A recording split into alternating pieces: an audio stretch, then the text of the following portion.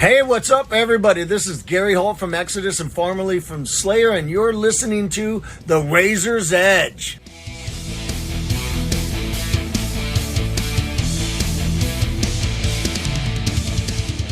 Max L, welcome to the Razor's Edge. Thank Thank you. you. Thanks for having us. Yeah, thank you. And before we talk about the new album, uh, if we could jump back to before the days of Mountain Caller, I was just interested to know how you first got into music, picking up your instruments, that sort of thing. Oh wow. Um, yeah, proper throwback. Well, I mean, music feels like it's always been in my blood, really. My dad is really, really into music, and my mum is super creative. She's very musical. She's more of an artist, a visual artist. Um, so it was always very encouraged. There was always music around. My mum recounts stories of me humming along to all sorts of things, when I was just a baby and I would pick up counter melodies and things that she hadn't heard. Um, I properly got into playing it when I was about 10, 9 or 10. And my dad was in a band. He sings and plays harmonica. So I started going to his gigs and kind of enjoying that. And I started to play harmonica a bit. Um, and I also had a formative experience with some good friends of ours who played African drums, played the djembe, Okay. um, and they kind of let me join in when they were just jamming one night, and I found I had a knack for it. Um, and yeah, that was kind of how those two things were kind of how I started. Then my dad's drummer at the time was an incredible drummer, so he really inspired me to actually play drums. Um, and it was kind of like lighting a ticker tape from there, really. It all just, yeah, since then, music's just been a huge obsession. And my parents really nurtured it, really encouraged it. My dad made like this amazing mixtape of loads of old classic rock and blues stuff. Um, so yeah, I just became obsessed with rock and then got into metal. But yeah, always explored loads of different genres and stuff. So yeah, it was kind of always there. But Yeah. yeah, that's how it kind of came into fruition, I think, Yeah, and that's for an me. interesting journey compared to a lot of people we talk to on the same subject, actually. Oh right, okay, yeah. I really enjoyed how you mimed harmonica, just in case there was any doubt in our minds as to what that meant. I I know. I enjoyed that myself as well. I was just like harmonica, yeah. Mm. And Um, what about you, El? How did you when did you first pick up a bass? What got you into it? our bass came relatively late for me. My first experiences with music were playing my parents' records uh, on cassette. Um, is what they had around and a really old stereo. And they had Queen albums and Paul Simon's Graceland and all sorts of other bits and pieces. I think my mum had things like Led Zeppelin on vinyl and some quite cool stuff. Um, and I remember when I was really small watching a video of Queen's live at Wembley, and that just made my whole brain explode, seeing them do that and seeing them perform and seeing Freddie in particular perform. The Queen have been a really important part of the formation of the musical part of my brain. But it just didn't actually really occur to me that I could do that. I wanted to do that, but it didn't really occur to me that that was realistic Yeah. at the time. There was really no female representation in heavy music or rock music to speak of, and that only got a bit better through my teenage years. But it was the women were in the extreme minority. And I started playing the violin when I was, I think, 7 or 8, and played for most of until I was about 20. So really, the violin is my first instrument, and I could read music and I played in orchestras, and I really, really loved it. And then one day, this guy came to our school who wanted to teach people classical guitar. And I said, yeah, great. I wanna learn how to play guitar because I was already listening to heavy metal and punk and all sorts of things by the time I was a young teenager.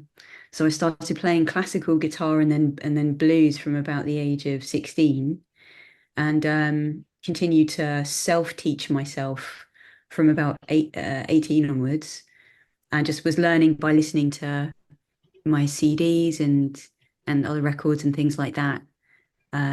Just learning to play by ear and figuring out some pretty ambitious solos in the way that you do when you learn guitar in your bedroom, and you're kind of shy and you're going through your usual teenage strife. And I played in bands as a guitarist and singer for quite a number of years, and ended up playing bass for a hardcore DIY like noise band called Econo, who were part of the London DIY hardcore scene, sort of in the early 2000s to sort of 2010s. I still don't know what to call that decade properly. And that was great. We did some really like lo-fi shitty tours around Europe, but it was some of the best shows that I've ever played. And I fell in love with the bass as soon as I picked it up. And being in Mountain Caller has only accelerated and developed and deepened my passion for playing the bass. Yeah. And now it's my favorite instrument to play by far. Excellent. So in a couple of weeks, your second album, Chronicles II Hypergenesis, comes out, and I've had it on repeat for about a month now, and it's nothing short of phenomenal in my eyes. How happy are you with the album and how it's turned out? Oh, super stoked.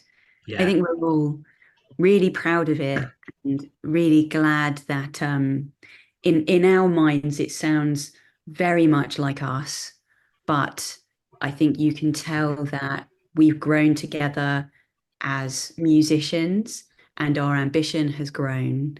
And I think it's a sort of more mature is not the right word, but it's the next evolution of Mountain Caller, but very much still us. Yeah. And it's got some sick riffs. And I think it sounds really huge, and it's still got moments of delicacy and scale. And yeah, it's really exciting. It's really fun to play, really fun to play. We just had the best time on our tour supporting Urne along with Tribe of Ghosts, Yeah. getting to roll out some of the new material. And being a bunch of idiots that we are, we tend to play a different set list every night. So we were swapping different things in and out and seeing how they work in the live environment. Yeah. Incredibly proud of it. Excellent. Yeah. I can only echo what you said, Revo. Like, yeah, they are so fun to play. They're all more complex to play. I'd say more complex than the first record. I don't really know how you'd measure that, but I think I heard someone say once that on your first album, you're kind of emulating your heroes, like, and so I think on the first record we were probably thinking about Elder, thinking about Queen, thinking about Cult of Luna, Metallica, whereas I personally felt this second record that we were just kind of being us. Like we'd set that template for what Mountain Caller is on the first record, and it felt more like we were just exploring that. And your influences are still there, obviously, but it felt much more like we've come into our own. Like we kind of understand our sound more and what makes us a good band. I think we know ourselves better, and we understand each other within the band more well, I think. So yeah, it's a real evolution, and for the better, I think. Like, yeah, I'm really, really proud of it as well. Excellent. And obviously, for the most part, it's an instrumental album, the same as the first, but each song tells its own tale. So, how hard is it to write an album that's instrumental in the main, but you're able to tell a story with that music? I think it's a really joyful process for us, and the kind of challenge that we find really fulfilling. It is challenging, but it's not sort of it's not a hard thing. It's not a burden. Mm. I think that again, it's incredibly fun for us to get together and continue to architect this story, and sometimes bring in riffs or song sections that we build narrative around that inspire story, and then sometimes have the narrative in mind first and have the other kind of challenge of figuring out how do we express that musically? How do we illustrate with sound the action of this tale in this moment? And I think that we've done a much better job of that actually on the new album, of expressing the action of the story through the music. And I think we found our feet and become a lot more confident in that endeavor. Yeah, I never really know what comes first, like whether it's the story or the music. It feels like it all just happens naturally. I personally, I don't tend to write music thinking of what the story is going to be. It just kind of, the riffs and the sections just kind of pop into my head, or I'll build on what's been kind of going on before. Um, and it's generally a bit later that the three of us will start to talk about what's happening in the story. But I don't know. Saying that, we've been away for writing weekends where we've Yeah, sketched out a whole narrative arc on paper with the beats that we want to hit, that's and true. thought about the ordering of the songs.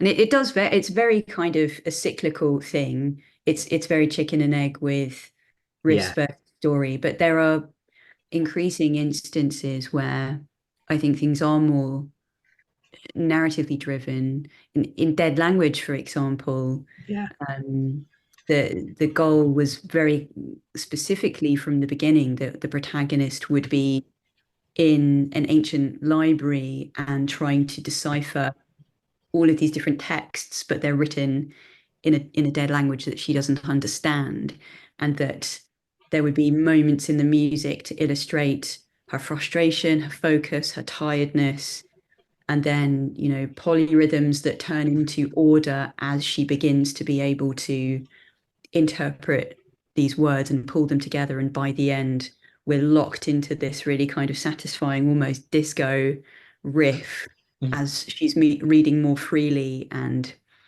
all of that. So I think that's probably the most direct, most literal example of the yeah. story creating the music. Yeah. It was so fun to put that section together, like with that kind of brief of. I think you described it as sort of starting to understand this dead language, and finally it clicks, and that's when everything, that's when we're all in sync musically. And that as a brief was so a brief. It was like just having that in mind and kind of going, how would we reflect that musically was really fun. It's so much fun. It's amazing how these things become so easy to play over time. Mm. Um, so Speak it for took yourself. me well, it took me ages to write Dead Language. It was kind of my baby for a long time, and then I just could not get this polyrhythm section right. And we'd been in the practice room together. We had jammed around some things, and just couldn't get it over the right kind of pace and everything. And so Maxi took it away and came back with the structure of things, and he figured it out. Basically, he solved the mathematical puzzle that we need solving. I And dragged things around on Ableton. Like you that's did. that's what it was. And also helped, breaking up the verses with that sort of almost James Bondy riff that just sits so perfectly with the verses. Yeah, that was originally for a completely different idea. That was part of a something that I'd another sort of riff that I'd written, and I Yeah. never thought it would kind of go in dead language. But yeah, you're right. It sits so perfectly. Yeah, it's funny how that happened. And talking of dead language, and it is one of my favorite songs on the album. You introduced vocals on this as well, and when we spoke at Damnation Festival in 2021, you mentioned that you were considering introducing vocals to your music. So, what was the driving force behind that, and why dead language to use to introduce it? Yeah, it's a great question. I mean, we get asked fairly often about if we're going to move in that direction and how far we're going to go with it. And people that have been listening to Dead Language have been really encouraging about it, which is so nice because it's obviously quite a nerve-wracking thing. Um, and people would have the opportunity to say all sorts of snarky things like, well, you're an instrumental band for a reason, don't give up your bass playing, Reeve. But everyone's been really sweet about it. I think that for that one, it felt like the perfect moment to return to being able to hear the protagonist's inner monologue. And because the narrative is about her learning and thinking, putting a voice to that felt right. And I think that we quite like taking the opportunity to give this character a voice every so often in what we're doing. It feels appropriate. The fact that she begins her journey at the beginning of Chronicle 1 without a memory, without a name, without a purpose, just very, very lost, and is looking to and needs to kind of uncover her power and uncover her voice. It's important, I think, that we continue to draw that out, because this is a sci-fi fantasy feminist allegorical tale after all. So women speaking for themselves really, really matters. So yeah, it just felt right for the story. Yeah, and I think it works really well actually, and where it comes in on the album, I think it's the right moment to introduce it, and it works perfectly. I think so. Oh, I cool. th- I, I think I think we're driven in making that decision to bring in vocals at certain points, and kind of choosing to be an instrumental band. I think we're so driven just by what feels right for the music, really. Like we don't we craft and pay loads of attention to these things, but we also we don't think too hard about I don't know, I suppose other external factors than what's right for the music. So I don't know about you, Reeve, but in terms of introducing more vocals, like in the future, that's the beginning and end of it for me. Is like, if it feels right for the music, then we'll do it. If Yeah. what kind of comes out, and that's always been the approach creatively. I think was just to follow the music, and yeah, that's what comes first. Yeah, man. Completely agree. And have you ever considered adding extra elements? And off the top of my head, I can think of like Svalbard's album last year where Liam played a bit of violin, and you mentioned violins earlier, or Max's harmonica. Are there any other elements that you'd consider bringing into the Har- music? Harmonica solo on the next album. Now, there we go. Now that is an idea. I hadn't thought of that, but yeah, we've definitely, we've definitely tried some things out, haven't we? we tried a couple of things on the on this record that didn't make it to the final recording. I think I think the reason that they didn't make it, I think, was we tried them in the studio, and I think at that time, like, the songs were kind of fully formed. I think if we're gonna introduce other elements, I'd be keen to do it at a bit of an earlier stage in the creation, to kind of incorporate them more into the sound and in the makeup of the songs.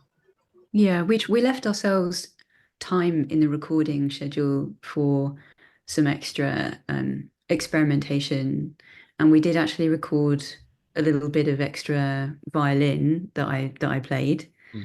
Mm. Not terribly well at this stage because it's been a long time since I played my violin on a regular basis, and I'm quite rusty to say the least. But yeah, I agree, um, Max. I think that it was what we discovered was that that needs to sort of be a bit more planned in for us whilst we're writing, I think, studio-based experimentation on that level because of the degree of guitar and bass and drums interplay and the changing role of each of our instruments in a song and the changing focus. Everything is composed by the time we get to the studio in quite a deliberate way, and we know the music quite well. So it can be quite jarring and feel a bit too forced and kind of overwhelming to put entire new sort of lines in. There are a couple of bits and pieces that did make it into the album. For example, on Hypergenesis, the title track and closing track, with the vocal embellishments at the end and a couple of extra guitar lines that we allow ourselves, that we don't play live, that I think sound amazing just to help build that dramatic crescendo at the end. Those are things that we figured out together in our experimentation time that we really did like. Yeah. But yeah, I mean, I think we're all quite ambitious and keen to challenge ourselves. So we'll see how it goes for our third album. But I personally would love to build in more instrumentation, and I'd love to build in strings. But we'll see how it goes. There are a million reasons why we might not be able to do that. Yeah. And you've signed with Church Road Records for this release. What Yeah. difference has it made working with Sammy and Justine over the release of this album compared to your previous one? I mean, we've been very lucky that both of our record labels have been wonderful people. New Heavy Sounds were amazingly supportive and super organized and knowledgeable, and took a chance on us at the very beginning. And, I think we're all really proud of what we achieved together. Working with Sammy and Justine has been amazing. It's something that we've wanted to do for quite some time. We really all get on brilliantly as people. We're all a bunch of nerds behind the scenes and make each other laugh a lot. So it all feels very kind of comfortable and easy, but still everyone's very focused on what they're doing. Everyone's getting stuff done. I think we've said before that it's nice that it's not a prerequisite for us by any means, but it's a nice thing that they are themselves in a touring band. And they're very busy and they understand those kinds of pressures, and they know what it is to be making records that they care about, that they want to be really successful. I think that kind of shared experience and empathy is just a lovely bonus for us. But yeah, they're just making things really easy. They're easy to talk to. They're easy to problem solve with. It's been great, and they've got such a cool roster. It's a wonderful thing to be part of. Absolutely. I don't have much to add. You kind of summed it up. They're just lovely people. We love them. They're so passionate and hardworking. I yeah, I'm blown away by it, honestly, sometimes how hard they work and how constantly they work, and how much of it is just driven by a sheer love for the music. Like it just oozes out of them, like that passion and that love, and that's just a wonderful presence to be working with, really. Yeah. So you mentioned earlier you finished off your tour with Urne last month. How was that tour for you? Oh, they're the worst, aren't they? What a bunch of awful. I don't know if I can swear, but like just the worst people. We hate them. No, no, it was so much fun. It was so much fun. Yeah, they were such a joy to be around. We shared a van with them, and it was it was loads of fun. They're just really lovely. Again, really passionate people, and it was kind of a privilege just to watch them every night as well, because we're all huge fans of everything they've done. Mm. And yeah, like I just finished the set and be like, oh cool, I get to watch Urne now. That's like every night. It was so good. They're so good live, absolutely crush it. And the record they've written is just astounding. Like it's, I don't keep up with, I'm not that interested in lots of modern metal. So every now and then when one comes along like that, I'm like, oh, Yeah. it's wicked. And for us, the shows were great as well. Like really, really lovely crowds everywhere we went. And um, it felt really good to do like a long stretch of dates. By about show 4 or 5, I felt really, really bedded in to the songs and really kind of in a flow state when I was playing. So it was really nice to kind of be able to ride that for a bit. And I think I'm really happy with how he played as well. I think we were really tight as a band, and we're really locked in as people and as players. So yeah, huge success as far as I'm concerned. Yeah, we laughed our asses off Yeah, pretty much the entire time. The first thing that we did in the van together was Joe Nally brought out this miniature Christmas tree. He's a big Christmas guy, and I love Christmas. And we yeah, decorated the tree, and he had little chocolate advent calendars from people at work that they'd gifted him. And it was just laughs and shenanigans the entire time. That man has got a lot of amazing tales to tell, and he just has me bent double with laughter all the time. And yeah, same as Max, getting to watch them every night was so great. Like ten nights, I did not get bored for a second. I was like, excellent, let's go. And in London for our final show, I took myself right to the front row, which Angus and everyone were like, oh, I was like, don't mess up because Elle's right there. But it was fantastic. And I was just headbanging and finally having a beer and having the best time. Yeah. They are the most awesome people, big time awesome lads. big time awesome lads. I also want to put on record. I don't know if this is starting beef as well, but Joe Nally's been coming out saying that I've become a terrible person on the tour, that he's influenced me into becoming an awful human being. And I just want to say on record that I was always that awful. Like I it was don't believe always it. there. I don't believe a word of it. I was not I was doing nothing but defending myself. Honestly, I will put that on record in terms of the banter that was being hurled my way. No, I think, yeah, it was we had such a lovely fun time with those guys. Very Like, intense romance for you and Joe. oh yeah, absolute bromance. Yeah, we fell in love. Like that's for sure what happened. That is absolutely what happened. So one final question for you. What does the rest of 2024 look like for the band? What are you up to next?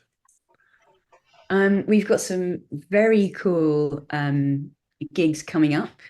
We've just announced that we'll be playing Masters of the Riff in March, 1st to 3rd of March. Yeah, that's And that one. I think we've also announced that we'll be doing Norwich Rock Fest. We've actually had loads of people get in touch with us over time saying, "Hey, when are you coming to Norwich?" Finally, we are coming to Norwich. We're going to be playing our first European show as Mountain Caller. We get to go to Festival in Denmark.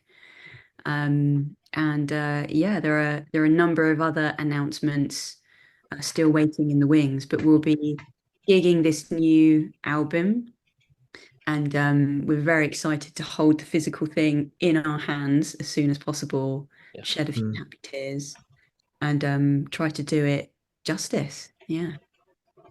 Excellent. So, Elle and Max, thank you for your time this evening. Chronicles II Hypergenesis is out on January the 26th, and I wish you all the best with it because it is a phenomenal album. Thank you so much. Thanks for Thank you having so us. much, mate. Yeah, thanks for having us. A pleasure.